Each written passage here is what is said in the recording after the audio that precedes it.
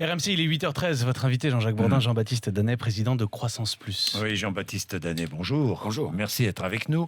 Je regarde la dernière information qui vient de tomber. Manuel Valls réaffirme que le déficit de la France sera inférieur à 3% en 2017. Bon, oui, c'est bon. Bon, vous n'avez pas de commentaire à faire. S'il l'affirme. Bon, Jean-Baptiste Danet, Croissance Plus, ce sont des entrepreneurs. Hein, c'est une association d'entrepreneurs. Des entrepreneurs innovants, bien souvent dynamiques. Ce n'est pas le CAC 40. Hein. Non. C'est une association d'entrepreneurs à la tête de leur entreprise, de leurs entreprises, voilà. Et qui se battent pour faire de la France un pays fort, fier Alors, de ses vous entreprises. savez combien ici je défends les PME. Les PME, plus de 3 millions de PME en France. 99,8% des entreprises. Il faut quand même le savoir. Absolument. Et le rappeler. Ce sont des entreprises majeures. Ce sont elles qui créent l'emploi. Ce sont ces entreprises qui font vivre la France. Il faut le savoir. Bon, Jean-Baptiste Danet. Arnaud Montebourg sera avec nous tout à l'heure. Il nous dit, c'est dans son programme, je réserverai 80% des marchés publics aux PME françaises. C'est possible ou pas? L'annonce est bonne. L'annonce L'annonce nous plaît. Bon. Oui. Est-ce que c'est possible ou est-ce que peut-être était-ce la bonne façon de le dire? Ça, c'est un autre débat. Vous savez, 80%, dire qu'on va affecter 80% des marchés publics aux entreprises françaises, déjà, ça va faire hurler Bruxelles. Bon, oui, premièrement. non seulement ça va faire hurler Bruxelles, mais on risque d'être condamné. D'une part, condamné, donc France. ça, M. Montebourg dit qu'il paiera les amendes et que peu importe si on est condamné, mais surtout, ça peut déclencher des réactions en chaîne d'hostilité de nos voisins européens qui vont dire, écoutez, nous, dans ce cas-là, on va faire pareil, et pourquoi les Français font comme ça, et qu'est-ce que c'est que cette agression, c'est du protectionnisme, etc. Ça ressemble un peu à du protectionnisme. Cependant, l'annonce est bonne. Pourquoi elle est bonne? Alors, après, on peut revenir sur la façon dont ça a été fait. Mais en tout cas, l'annonce est bonne et intéressante, parce que si on regarde les chiffres, on se dit que les marchés publics, c'est en gros 200 milliards d'euros par an. Ça représente 200 milliards d'euros. En gros, 200 milliards d'euros par an. Et seuls 30% de ces 200 milliards d'euros vont aux PME. C'est-à-dire qu'en valeur, les PME françaises ne récupèrent que 30% de ce montant-là. Et pourquoi? Alors, parce que les PME françaises sont moins compétitives, parce qu'elles n'offrent pas la même qualité de produits que les PME venues d'ailleurs, ou pourquoi? Alors, je ne crois pas du tout.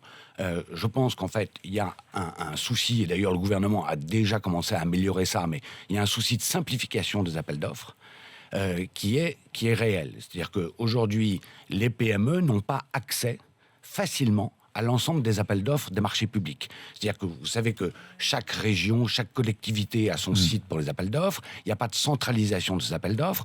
Deuxièmement, il y a des seuils d'appels d'offres publics qui sont en France assez bas. On parle d'un montant de 25 000 euros. Comparons au Small Business Act américain. Hein. Oui, ça existe aux États-Unis. Ça existe aux États-Unis. Tout contrat public dans un État en dessous de 100 000 $ est réservé aux PME. Au-delà de 100 000 $, si 2 PME peuvent répondre, une majeure partie du contrat leur est affectée. Au-delà de 500 000 $, si un grand groupe répond ou un groupe répond, il doit fournir la preuve d'un allotissement à des PME locales. Vous voyez ?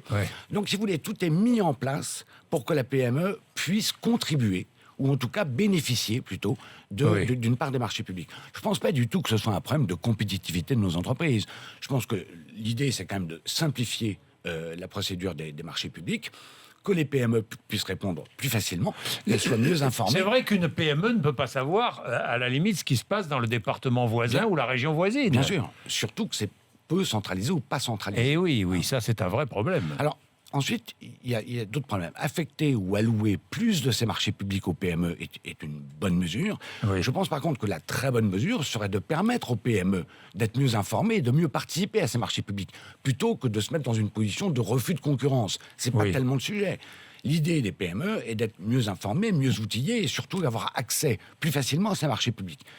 Mais alors, est-ce que les PME françaises ne sont pas trop chères? Parce que bien souvent, c'est ce que disent les collectivités, si nous faisons appel à des PME étrangères, c'est parce qu'elles sont moins chères. Alors, ça, on ne peut pas faire une généralité de ça. Par contre, dans ce programme tel qu'on l'entend, et qui ressemble dans l'annonce, en tout cas, à une forme de refus de la concurrence, et ce qui est absolument pas ce que nous réclamons en tant que Oui. PME. Par contre, la compétitivité des PME françaises, revenons sur les vrais sujets. Oui. C'est une histoire de baisse des charges.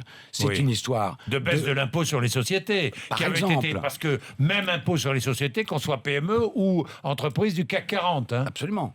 Absolument. Non, ce qui est invraisemblable. Alors, et surtout, je veux dire, simplification sur nos capacités à gérer nos entreprises. Baisse des charges. D'ailleurs, baisse des charges patronales et salariales. Hein, c'est pas. Oui, je veux oui. dire, bon, les deux. Je veux dire, l'idée du pouvoir d'achat nous convient parfaitement. Hein, mais Oui. si vous voulez, la question de la compétitivité des entreprises, on ne va pas la régler en affluant des marchés publics.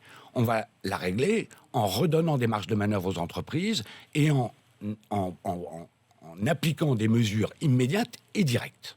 Et direct, oui.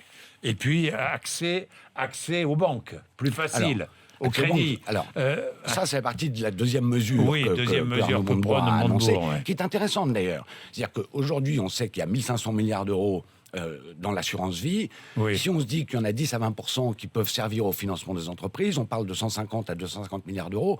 C'est une somme tout à fait intéressante et remarquable pour les entreprises. Je rappelle juste que dans la loi Macron 1, Ça existe ça existe déjà, et que Next Stage, avec AXA, vient de créer son premier fonds Exact. qui a démarré et qui permet en fait d'investir dans les entreprises et même de Ce qui est une récupérer bonne des idée, titres d'ailleurs, en hein, bourse. ouais, Voilà, évidemment. ce qui est une très bonne idée.